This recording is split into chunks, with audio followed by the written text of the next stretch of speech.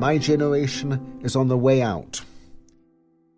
And each death I have felt as an abruption, a tearing away. Desde hace unos 10 años soy cada vez más consciente de la muerte de mis coetáneos. Mi generación está ya en la puerta de salida y siento cada muerte como un desprendimiento, como si me desgarraran una parte de mí. Cuando hayamos desaparecido, no quedará nadie como nosotros, pero lo cierto es que nadie es igual a los demás. Cuando alguien muere, no se le puede reemplazar. Deja un agujero que no se puede llenar, pues el destino genético y nervioso de cada ser humano, consiste en ser un individuo único, en encontrar su propio camino, vivir su propia vida, enfrentarse a su propia muerte. No voy a fingir que no estoy asustado, pero mi sentimiento predominante es el de gratitud. He amado y he sido amado, he recibido mucho y he dado algo a cambio, he leído y viajado, he pensado y escrito. He mantenido un diálogo con el mundo, ese diálogo especial que mantienen los escritores y los lectores. Por encima de todo, he sido un ser sintiente, un animal pensante en este hermoso planeta, y eso, en sí mismo, ha sido ya un enorme privilegio y una aventura. And this in itself has been an enormous privilege and adventure.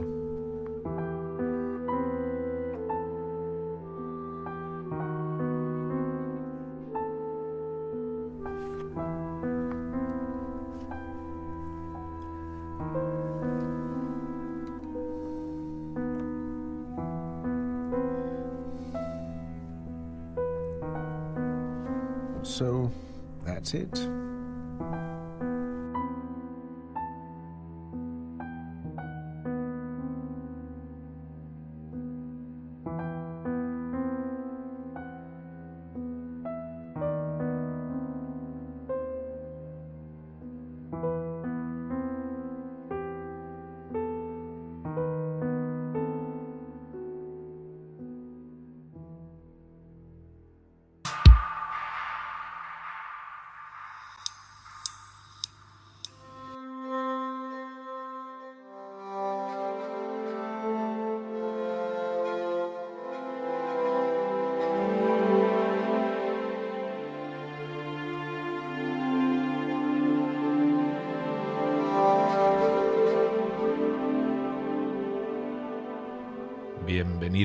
Bienvenido una vez más, o por primera vez quizás, no sé, a este podcast en donde nos paseamos con Oliver Sacks, por su vida y por su obra. A veces es cierto que las dos cosas se nos confunden aquí porque, bueno, su vida es su obra y también viceversa. Y bueno, al menos así es como lo vivimos aquí, sobre todo cuando avanzamos en esos episodios que se basan en su autobiografía en movimiento, ¿no? Algo que, por cierto, venimos haciendo en los últimos 3 o 4 episodios y que ahora, como solemos hacer, lo vamos a dejar reposar para ver otros aspectos de quién es el poeta laureado de la medicina, y así fue como lo nombró el New York Times. Y bueno, si eres de la casa, ya sabes cómo hacemos las cosas aquí. Pero si acabas de llegar, pues lo que voy a hacer va a ser invitarte a que te pongas a gusto, a que elijas unos cascos si es posible y te sientas como en casa. Mi nombre es Víctor Galván y por si aún no me conoces, pues te diré que estos episodios los hago de noche. Intento buscar ratos donde no haya mucho ruido. Pero como últimamente los grabo en la ciudad de Punta Negra, República de Congo, a orillas del Océano Atlántico, y todo está muy mal insonorizado y los ruidos vienen por todos los lados, pues no puedo asegurar la calidad de audio. Me disculpáis.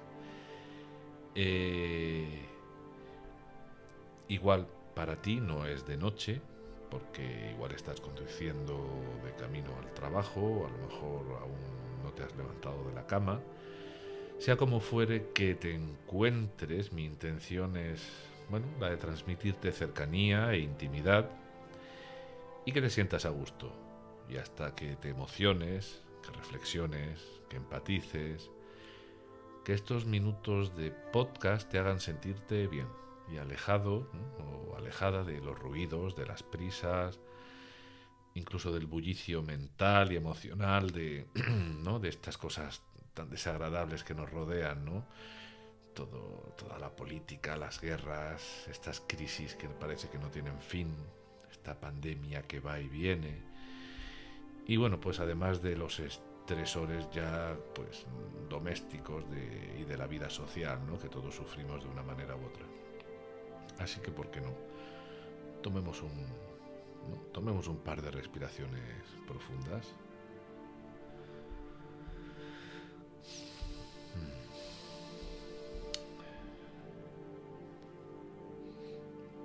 Bueno, como habrás podido leer en el título del episodio, hoy vamos a traer a este episodio a personas muy queridas para Sax. Al menos un par de ellas, un par de ellas sobre todo, que junto a otras van a charlar sobre su vida en torno a un documental que se hizo no hace mucho, en 2020, sobre la vida de Sax. Vamos entonces a conocer mejor a Sax, pero a través de, concretamente, bueno, a través, como he dicho antes, de varias personas, pero muy en concreto a través de dos personas muy importantes en su vida, que ya iban pidiendo a gritos que las presentásemos, ¿no? Después de casi 30 episodios. Hablamos de Kate Edgar y de Billy o Bill Hayes. No sería tanto de Bill Hayes o Billy a partir de ahora, sino sobre todo de Kate Edgar. Y digo que la presentación de Billy es muy importante, pero no es tan urgente porque, bueno, Billy de alguna manera entró en la vida de Sax ya en los últimos 5 o 6 años de este, pero claro, no es el caso de Kate Edgar, que acompañó a Sax durante la mayor parte de su vida en Nueva York. Pero sí, los dos son elementales.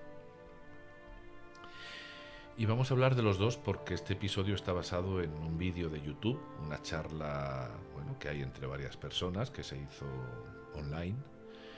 Entre estas personas, evidentemente, están Kate y Billy. Pues a propósito de la publicación hace 2 años del documental titulado Oliver Sacks, su propia vida. Título, por cierto, del documental que juega con las propias palabras de Sacks cuando él titula a su autobiografía En movimiento, mi propia vida, ¿no? O sea que, bueno, de alguna manera es un juego, es un guiño a este título. Este directo que se hizo en internet lo llevan a cabo 5 personas. Por un lado, pues es quien formalmente introduce y finaliza el evento. Por otro lado, es la moderadora que evidentemente plantea las preguntas a los 3 personajes que más tiempo tendrán la palabra en esta conferencia, ¿no? en este vídeo. Estas 3 personas serían el director del documental, cuyo nombre es Rick, y por supuesto las 2 personas anteriormente mencionadas, Billy y Kate Edgar. Pues vamos a empezar por la persona que hace la presentación, también se llama Kate, en este caso Kate McKay. No vamos a decir mucho de ellas porque, bueno, simplemente es la persona quien introduce el vídeo, nos da el contexto, nos habla un poco de Sax, nos presenta a los 4 invitados que van a formar parte de la charla y nos anima, por supuesto, a ver el documental Oliver Sacks, su propia vida. Como he dicho antes, no confundamos a esta Kate con Kate Edgar, ¿no? la íntima amiga de Sax, que lo que pasa, bueno, que ha coincidido que las 2 se llaman igual. Bueno, pues Kate McKay es comisaria en cinematografía en Berkeley e investiga en temas sociales y políticos relacionados con el cine. Y bueno, nos invita a ver el documental y nos dice dónde hacerlo. Nos da una web en América, pero que a nosotros no nos va a valer de mucho si realmente queremos ver el documental subtitulado en español. Así que ya os digo que el documental se puede encontrar en la plataforma Filming en España. No sé si esta plataforma también trabaja en Sudamérica. Y creo que en algún episodio, o sea, en Latinoamérica en general, creo que en algún episodio anterior ya os puse el enlace, pero os lo volveré a poner en la descripción del podcast. Y es que, como he dicho antes, llevamos casi 30 episodios y ahora empiezo a no recordar todo lo que ya hemos dicho aquí. Creo que entro en una fase en donde voy a empezar a repetirme. Y bueno, si esto es así, no dudéis en decírmelo por email o en un comentario. Haré lo posible por no repetir exactamente lo mismo de la misma manera. Es cierto que otras veces no habrá más remedio que regresar a algún tema ya visto, como hemos hecho en alguna ocasión, pero espero hacerlo desde otra perspectiva o persiguiendo una intención que no fuese ninguna de las de antes. Eso es lo que espero. Sin ir más lejos, en las palabras de Kate Edgar y de Billy, nos vamos a topar con información ya conocida. Ellos nos van a contar cosas que conocemos de Sachs, pero la idea de este episodio es ver de qué manera se dice y cómo lo expresan estas personas tan importantes para Oliver Sacks y poder conocerlo un poquito más de cerca, ¿no? A través de otras perspectivas y no solamente de esa perspectiva oficial de su autobiografía o de sus obras, ¿no? Y os tengo que decir que yo vi el documental cuando aún no había llegado a la plataforma Filmin en España. Sabía que se había estrenado en Estados Unidos y que aún no era posible verlo, pero un día me acordé que, bueno, de que a través de un VPN, ¿no? Uno de estos programas que simulan una IP, o sea, el lugar en donde puedes decirle a internet que estás, aunque no estés ahí, ¿verdad? En este caso yo lo vi en Congo y elegí que estaba a través de la VPN, que estaba en Estados Unidos. Evidentemente todo esto es legal. Y bueno, pude comprar la entrada virtual del documental y verlo, ¿no? Luego ya me he servido de este VPN para decirle a Netflix o a Disney Plus, ¿no? que estoy en España cuando realmente estoy en Congo, ¿no? y poder ver así películas y series cuando el tiempo me permite verlas. Bueno, pues ahí se queda Kate McKay. Por supuesto, ella también cierra la charla y despide a todo el mundo. Es su función, evidentemente, en esta videoconferencia. Y bueno, ¿a quién más nos presenta ella, además de a Kate Edgar y a Bill Hayes, evidentemente, a estas dos personas tan cercanas a Sachs? Bueno, pues también nos va a presentar a Rick Burns, que es el director del documental sobre Sachs, y a la muy talentosa Indre Viscontas, que va a ser la moderadora de la charla. Así que vamos a continuar por ella.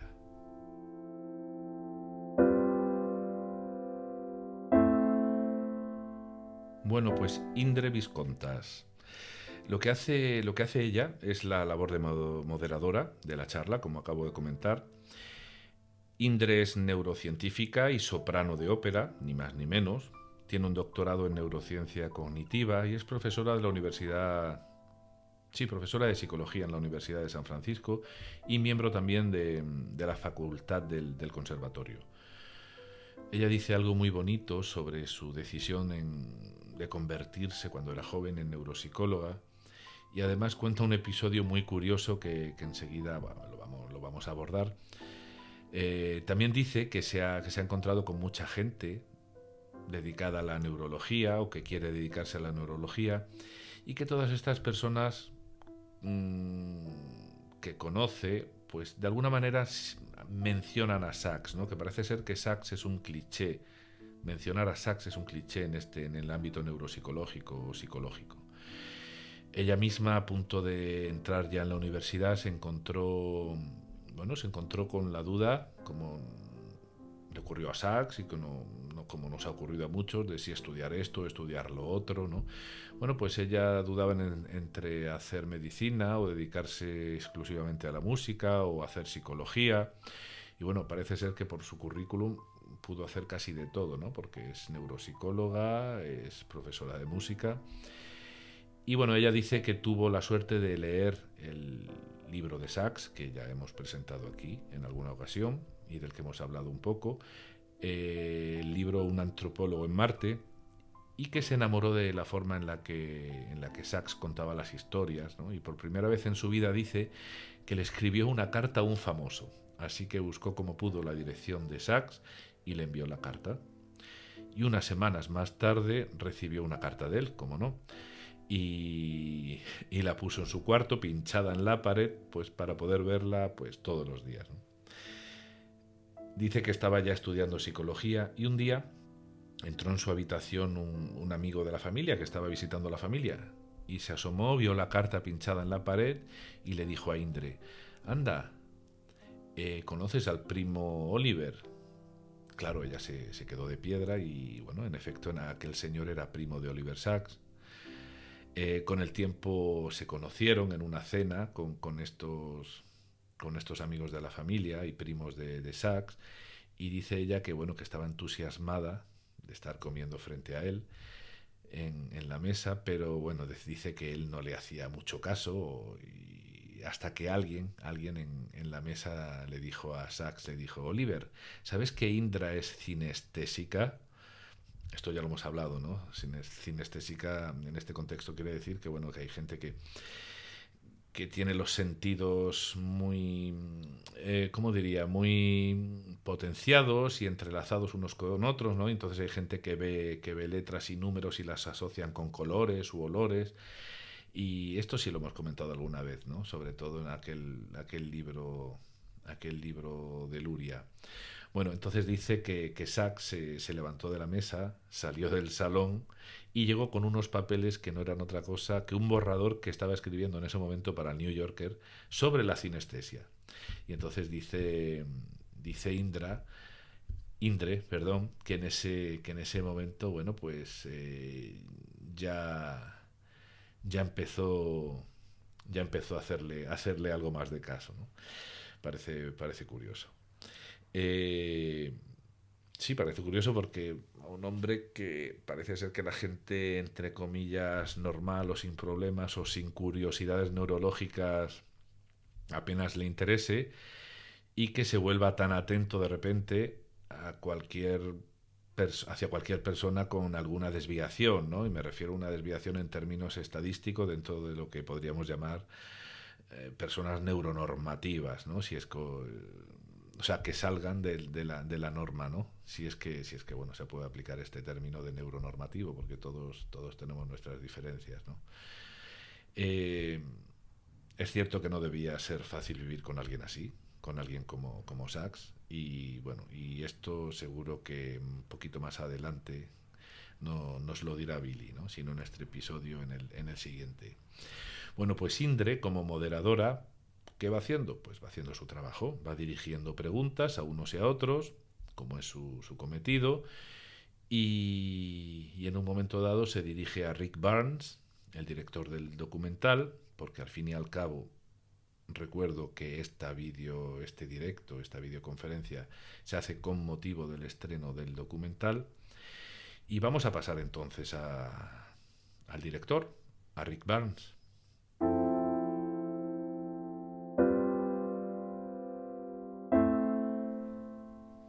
Bueno, Rick Barnes, B-U-R-N-S, es un escritor y documentalista estadounidense.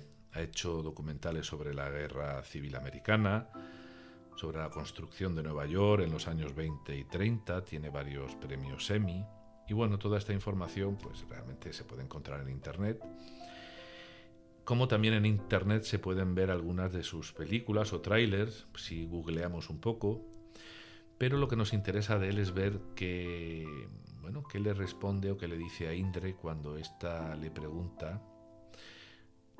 hace preguntas, o lo que es lo mismo, ¿no? Qué nos dice en realidad a todos nosotros sobre Sachs desde su punto de vista, que es el de un director de documentales, ¿no? que se va a encargar de hacer el documental sobre la vida de Sachs sin haber sido antes amigo de él.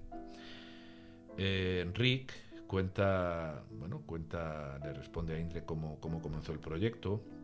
Fue a través de una amiga común que él tiene con Kate Edgar, la amiga de Sachs. Esto fue a principios de enero del 15 o a finales del 14. Recordemos que Sachs muere a finales de agosto de ese año, del 15, y bueno, y casi 2 meses después de haber cumplido los 82 años, ¿no? Entonces Kate le pregunta a Rick si podría encargarse de hacer este documental sobre la vida de Sachs, porque se acaban de enterar que el melanoma del ojo que parecía de Sachs, que parecía haber desaparecido después de las radiaciones, pues había vuelto tras unos años de estar inactivo, ¿no? Y esta vez a través de una metástasis. En ese momento Sachs estaba terminando su autobiografía y todos, sus amigos, editores, su pareja, todos se pusieron a correr, bueno, pues para que el libro que estaba terminando se publicara antes de su muerte, ¿no? Y se publicaría precisamente a finales de abril de ese año, ¿no? Del 15. Y vuelvo a recordar, Sachs moriría a finales de agosto del 15. Y para que, bueno, pues toda esta prisa junto con Rick, ¿no? Pues para que el documental pudiese contener imágenes y testimonios de Sachs en vida todavía, ¿no? Rick dice, además de todo esto que acabo de mencionar, dice algo más o menos así, ¿no? Después de traducir y de leer la traducción imperfecta que hace YouTube y de mezclarlo todo un poco. Vamos a ver qué dice.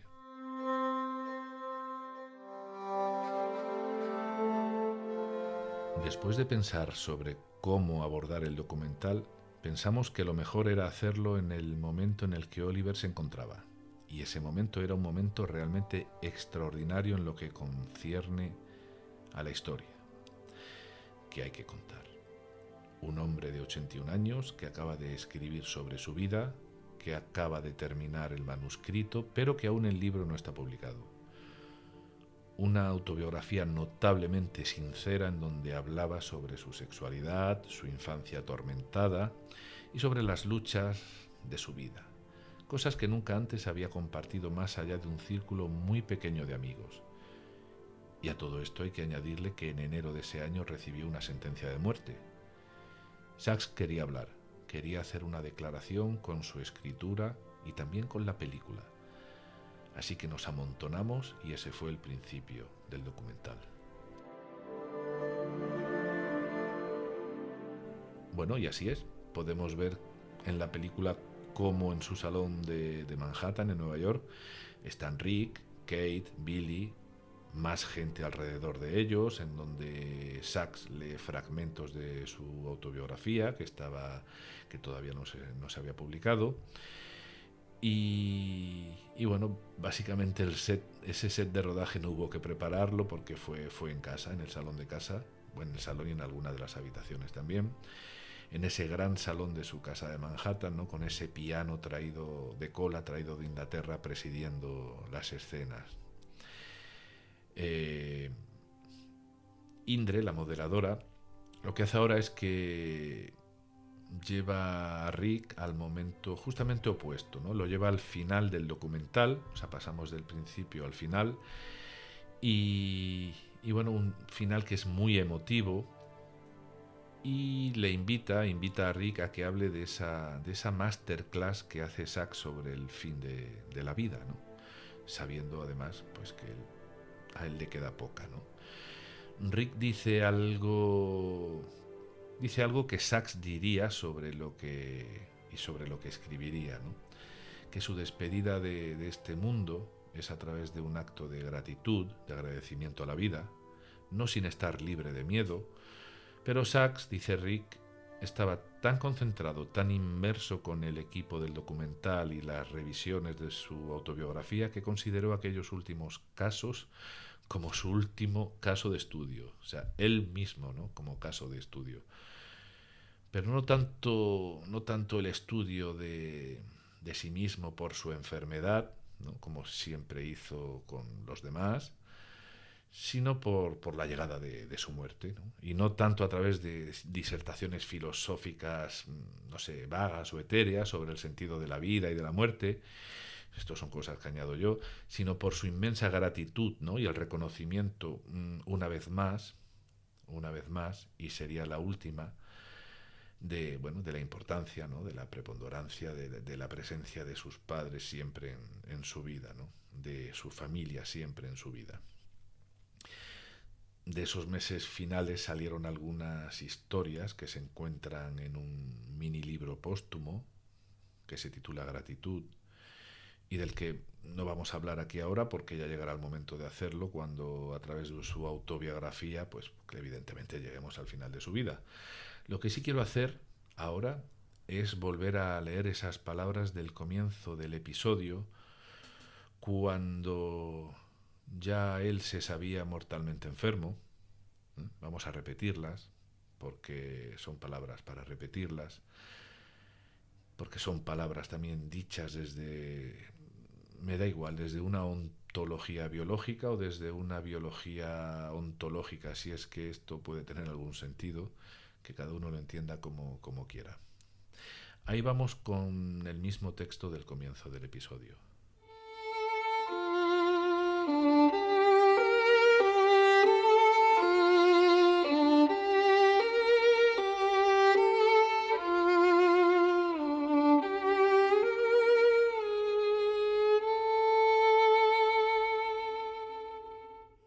Desde hace unos 10 años soy cada vez más consciente de la muerte de mis coetáneos. Mi generación está ya en la puerta de salida y siento cada muerte como un desprendimiento, como si me desgarraran una parte de mí. Cuando hayamos desaparecido no quedará nadie como nosotros, pero lo cierto es que nadie es igual a los demás. Cuando alguien muere, no se le puede reemplazar.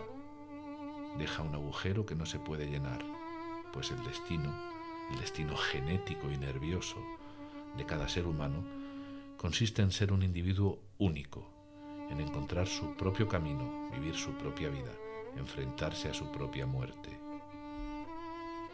No voy a fingir que no estoy asustado, pero mi sentimiento predominante es el de gratitud. He amado y he sido amado. He recibido mucho y he dado algo a cambio. He leído y viajado. He pensado y escrito.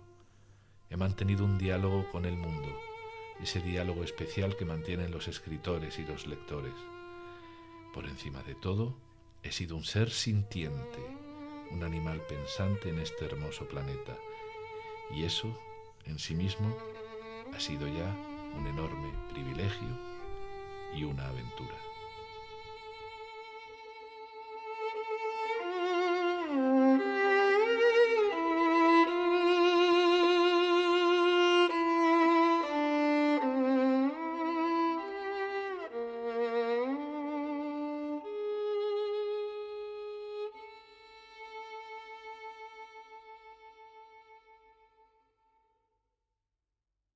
Rick Barnes dice que no sabía que Sax era gay hasta que llevaban ya unos días grabando en casa.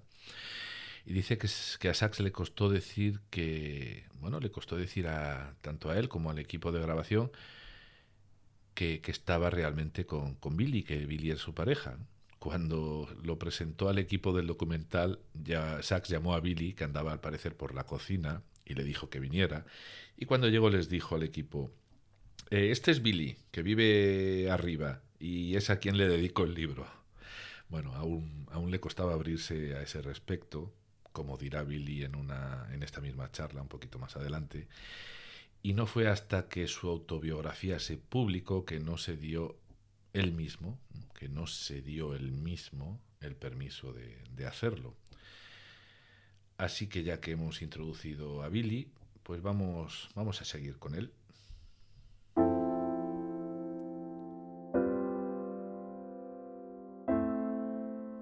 Billy Hayes, o Bill Hayes, es escritor y fotógrafo. No hay que confundirlo con el escritor, actor y director estadounidense conocido por El Expreso de Medianoche, que se llama igual. El Bill Hayes de Sax es algo más joven. Y en el vídeo podemos verlo sentado en ese salón del apartamento en donde vivió con Sax en los últimos años. En la biblioteca parece que hay menos libros que cuando vemos imágenes de Sax en vida en su propio salón. No logro distinguir bien, y no sé si los libros gordos que se ven al fondo, ¿no?, los voluminosos, es el diccionario Oxford al que Sachs le tenía tanto cariño. Pero bueno, supongo que los libros que ya no estarán en la biblioteca, en la que es hoy la casa de Billy, pues supongo que estarán a buen recaudo por parte de la Fundación Sachs. Lo que sí está en el salón, lo que sí todavía aparece en el salón, pues es el piano de cola de Sachs. Así que Billy retoma lo que Rick acaba de contar y dice que esa escena del documental, ¿no?, en la que Sachs presenta a Billy, bueno, como un compañero que vive por ahí arriba, ¿no?, pues el propio Billy dice que la encuentra muy entrañable, a pesar de que aún Sachs no tuviese el coraje de presentarlo como su pareja, porque muestra justamente cómo hasta ese momento Sachs vivía su relación con Billy de cara al público. Aún no se había publicado el libro, repite Billy, y bueno, es muy curioso, ¿no? Un Sachs que desde los primeros episodios de su autobiografía, al menos a mí me parece muy curioso, de esa autobiografía que ya tenía escrita, o sea, que ya había volcado sobre ella toda su vida y de una forma tan explícita esos episodios tan íntimos, tan sexuales con algunos de sus compañeros, ¿no?, y algunos de sus amores, pues que sin embargo, que verbalmente en la vida real, pues todavía fuese y estuviese tan cohibido, ¿no?, y fuese tan miedoso de pronunciar las palabras mágicas en voz alta. Dice Billy que estaba acostumbrado a eso. Ya llevaban 6 años juntos y bueno, solamente cuando se publicó el libro, como si aquello fuese el permiso que Sachs necesitaba, fue cuando realmente salió del armario totalmente. Pero claro, aquella nueva forma de estar juntos, pues les duró solamente 5 meses. Y así ve Billy cómo el documental capta esa realidad, ¿no?, de forma tan fidel, ¿no? Al comienzo del documental, Sachs presenta a Billy como un amigo, porque aún siente vergüenza, y es real lo que está ocurriendo, y al final del documental Sachs es capaz de hablar de forma sincera y abiertamente ya, pues como un hombre enamorado.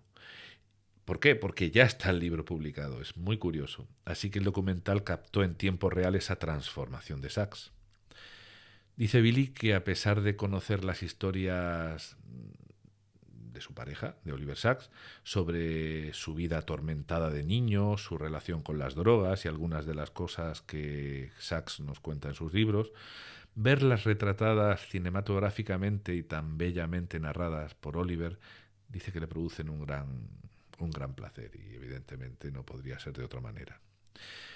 También nos cuenta que a pesar de toda esa vida de Sacks con altos y bajos, ¿no?, con sus excesos que todos conocemos, cuando se conocieron, es decir, cuando Sacks tendría ya unos 75 años, pues dices Billy que ya había alcanzado cierto nivel de paz y de equilibrio.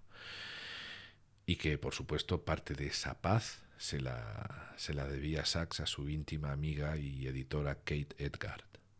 Así que vamos a introducir ahora a Kate Edgard.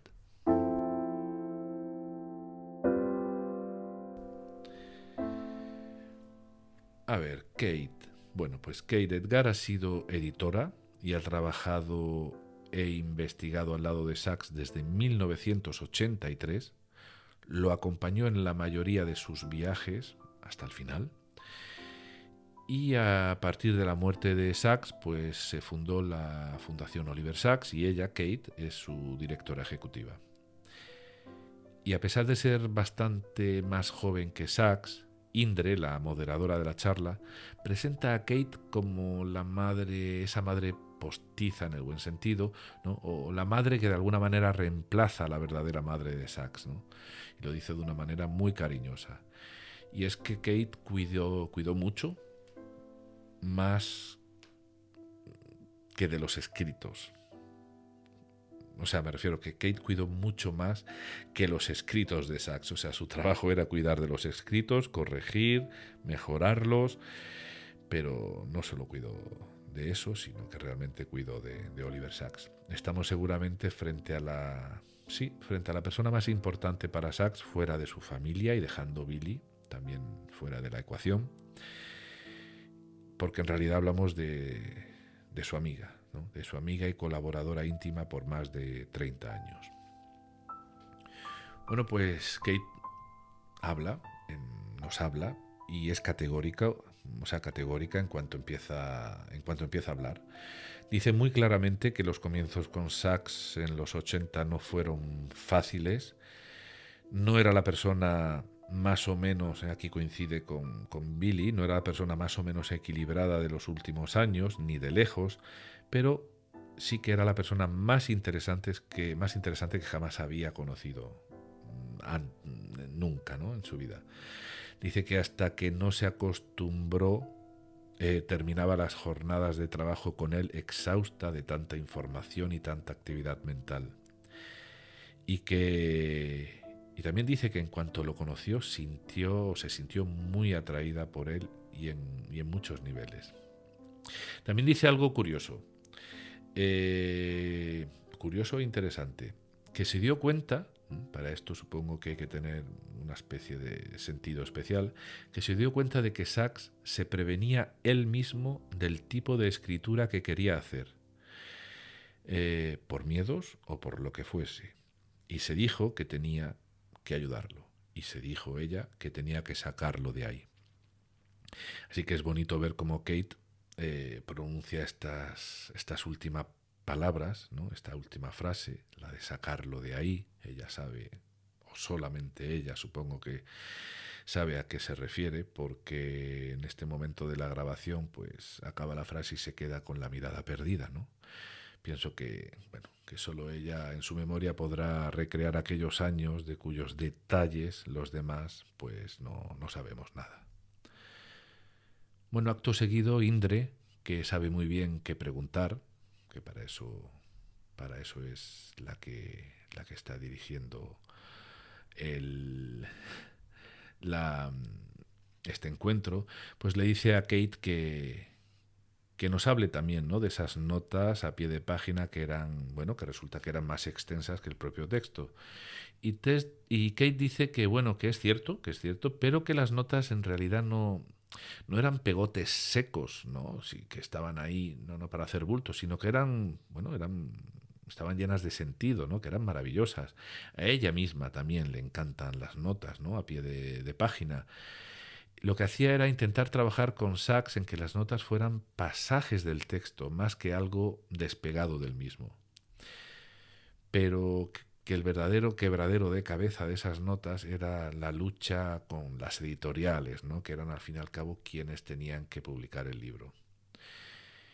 Y dice Kate una cosa muy, muy curiosa, y es que no fue hasta que Sacks comenzó a trabajar para el New Yorker, la revista, que aprendió no fue hasta ese momento que realmente él aprendió a no usar las notas, ¿no?, porque esta revista no usa notas a pie de página. Luego la conversación sigue por el cauce de la escritura, porque Kate al fin y al cabo era su ayudante y su editora. Kate dice que Sacks escribía a mano, a la vez que lo hacía compulsivamente a máquina, con solo 2 dedos, pero que en los últimos años fue dejando la máquina para casi escribir solo a mano.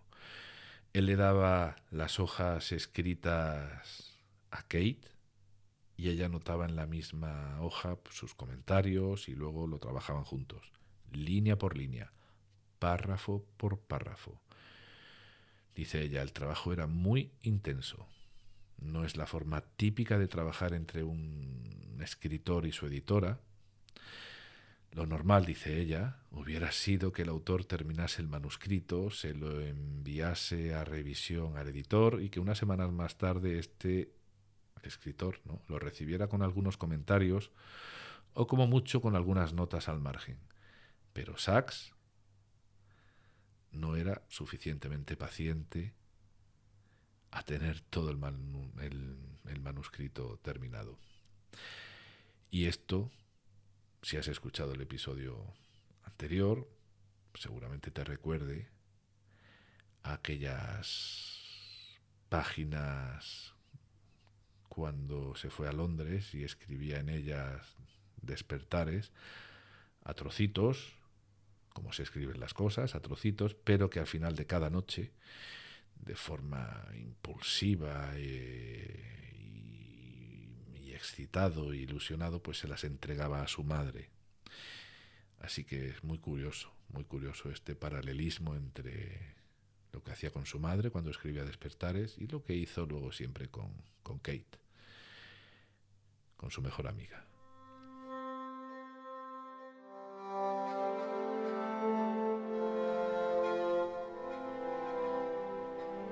Bueno, pues vamos a ir dejando el episodio, vamos a ir cerrándolo.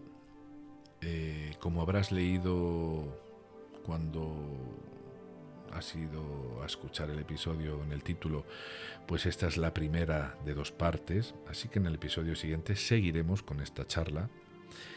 Solo avanzo que una vez que los 3 ponentes han sido introducidos y han respondido a las primeras preguntas de Indre, pues se vuelve a respetar el orden de participación y Rick vuelve a aparecer y vuelve a hablar. Entonces esto ya lo abordaremos en el siguiente episodio. Veremos a ver qué queda porque estas 3 personas nos hablen, ¿no? Nos cuenten sobre Sax, siempre pues en relación al documental. Pero lo que me maravilla es la manera en que los participantes respetan sus turnos, ¿no? Dejan que el que tiene la palabra hable. Como mucho hay algún asentimiento sonoro, un ajá o alguna sonrisa sonora, ¿no? Que hace que se active la pantalla de la persona que ha emitido ese sonido, ¿no? Ya sabemos cómo son estos softwares como Zoom o Google Meet y todos estos, ¿no? Que lo que hacen es que presentan automáticamente en pantalla a la persona que está emitiendo en ese momento un sonido, ¿no? Y qué lejos, ¿verdad?, que está esta manera de hacer uso de la escucha activa, ¿no? y del respeto al turno del otro, y no como muchas veces, no sé, como lo que ocurre en nuestras charlas, ¿no? No sé si decir a lo latino o a lo mediterráneo, no lo sé. Yo sé que en España ocurre en la tele mucho, y entre nosotros, supongo que en Italia también, que también tienen estas formas impulsivas de hablar. También ocurre en la televisión francesa, pero no tanto. Estos atropellos que se hacen entre personas que están charlando, ¿no? Y podrás pensar que esto no ocurre aquí porque realmente aquí no hay posiciones encontradas, ¿no? No están contraponiendo ideas, que supongo que en ese contexto sería donde uno es más vehemente, ¿no? Pero es que incluso nosotros, cuando hacemos intervenciones grupales sobre temas en común, en los que estamos todos de acuerdo, leches, pues también somos muy impulsivos y nos atropellamos los turnos de palabra. Y lo digo con conocimiento de causa, porque yo lo hago, lo he hecho, pero también es cierto que cada vez me fijo más cómo lo hago, cómo lo hacen los demás, e intento controlarlo. A veces es muy molesto. En fin, ya se ha dicho en más de una ocasión que en el podcast, que la información que vamos a traer aquí no vendrá solamente de la autobiografía de Sax, ¿vale? Y con esto termino, o de sus libros, ¿no? Con sus casos extraordinarios, sino que vamos a aprovechar también, ¿no? Como hemos hecho en alguna otra ocasión, a recurrir a prólogos donde él ha escrito, o recurrir a otros libros que traten de él, o como en este caso, ¿no? A vídeos. Hay muchos vídeos en internet muy interesantes. En cualquier caso, la idea es encontrar información sobre Sax, poder intercalarla para no hablar siempre de lo mismo, y que al fin y al cabo pues sea noticia y sea de interés para nosotros. Por supuesto, también habrá paseos informales como el que ya hemos dado por la playa de Hendaya en el episodio 25, y aquí voy a hacer autopublicidad. Si no lo has visto en su versión con imágenes en YouTube, te animo a que lo hagas, episodio 25, algo así como un paseo con Oliver Sacks por la playa de Hendaya, creo que se titulaba. Ya sabes que este podcast existe también en versión YouTube, basta con escribir en la lupa de YouTube Paseando con Oliver Sacks, y ahí lo tienes. De todas formas, pondré el enlace en la descripción. Y bueno, y te puedes suscribir porque más adelante va a llegar algún episodio también, ¿no? Con algún paseo, concretamente el siguiente, no sé cuándo será, pero va a ser por París. Así que ahora sí, te mando un abrazo allá donde estés y te agradezco que hayas llegado hasta aquí, hasta este punto del episodio. Y nada más, nos vemos en 15 días. Cuídate mucho. Chao, chao.